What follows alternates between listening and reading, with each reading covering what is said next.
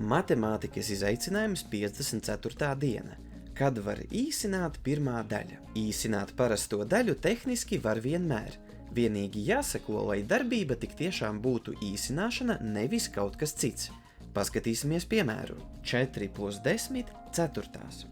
Vai var saīsināt četrniekus tā, ka sanāk 10? To var viegli pārbaudīt, ja izpildam darbības secīgi.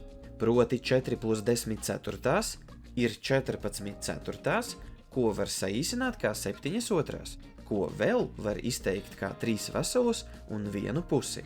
Acīm redzami, ka rezultāts nesanāk 10, tātad īsināt šādā veidā nevar. Kur problēma?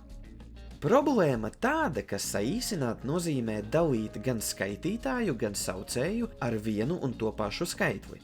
Tātad 4 plus 10 ceturtās īsināt jau var, tikai ar nosacījumu, ka mēs darām to korekti, proti dalām 4 plus 10 ar 2 un 4 ar 2.